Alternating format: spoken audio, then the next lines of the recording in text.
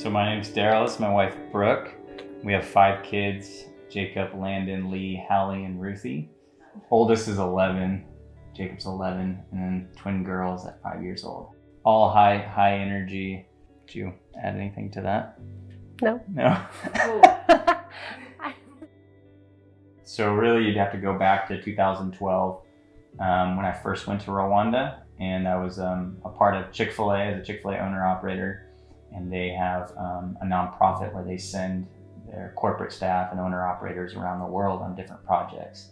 And so I went and just like so many others encountered the story, the genocide story. But then I also encountered the reconciliation post-genocide. Yeah, I don't pretend to know what that kind of suffering is like, and what God has done there, but he has obviously done something, and through the leadership of the country and through reconciliation. And it captures you. People are living in community once again, and redeeming the story. And so I just really was captivated by it to the point that I decided to go back. And I started going back every single year. And each year I just found myself deepening that love for Rwanda and for the people. And what slowly was revealed was it's the fatherless story of Rwanda. Because of the genocide, there's a lot of orphans. And that orphan heart looks for validation. And they spoke of wanting mentors and needing mentors. And so I knew that was something I could do from the States, but we still had a Chick-fil-A restaurant, and we had a growing family, and so the margin and capacity for me to do that was pretty limited. And I started just talking to Brooke about the need to really move to Rwanda and to get more invested in and more involved in the story. And so when we left Chick-fil-A, many would have assumed that our ministry, as we've started to play around with the idea, would be towards the fatherless, because that had been on my heart, and it's such a evident story of the brokenness. To say, as you have been doing work in Rwanda, and as you see your own work and the work of others from expats to NGOs to the Western world, how many of them go in with their own programs, their own plans, and by doing so, they really rob the indigenous leaders who are called to be the architects and to solve the problems within their country with the gospel.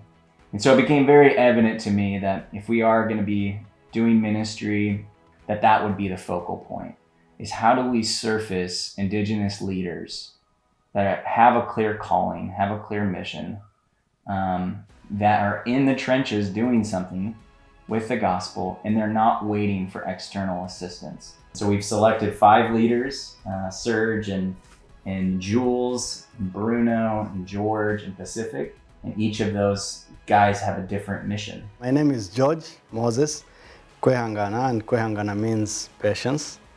And I'm the lead pastor for Trinity Chapel. My name is Pacific Bisangwa.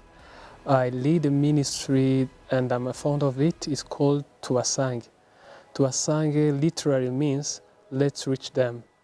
My name is Serge Kamari. The name of our ministry is Komeza Life. The mission of Komeza Life is to empower, to equip, and to encourage everyone that we journey with, so they're enabled to live the life that God has created them for. My name is Jules Higiro. The ministry I'm working with is called Shelter Them Batarure, Rwanda. My name is Agaba Bruno, and the name of the ministry is Purpose Rwanda. Purpose Rwanda exists to build a purposeful and addiction-free generation. So we want to see the gospel bear fruit. The gospel is what liberates people.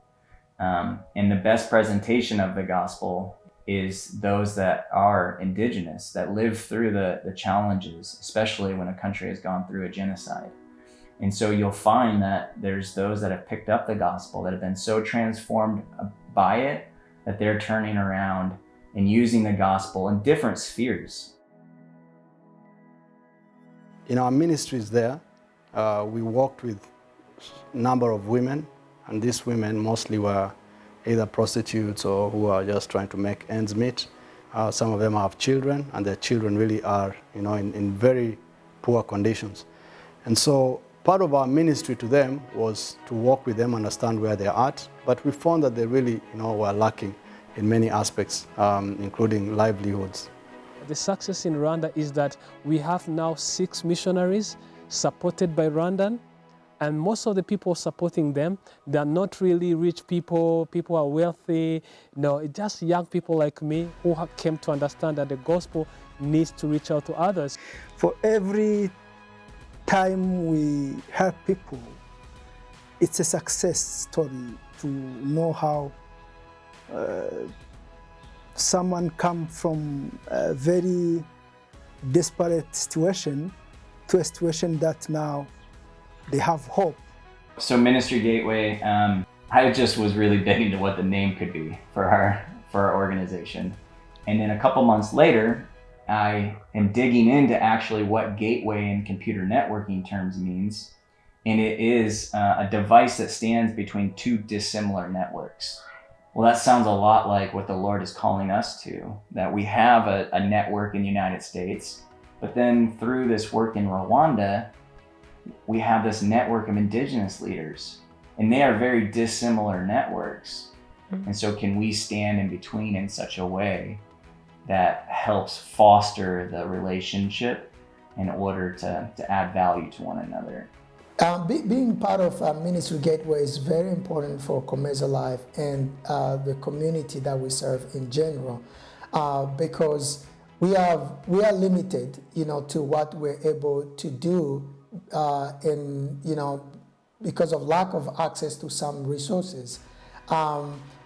So Gateway is our important partner. The Ministry Gateway and the Rwanda project, I think the reason why I'm joining it and the reason why I really want to be part of it is that there is a encouragement between one another, because when you hear our stories, we have been in different stages of our lives, but they are almost the same stories. So they are stories of how we were called, how we are growing our ministry, and the challenge we are facing. I'm really excited about Ministry Gateway.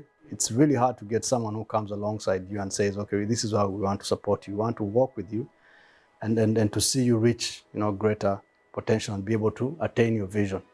So Ministry Gateway exists to equip and empower indigenous leaders in Rwanda and beyond.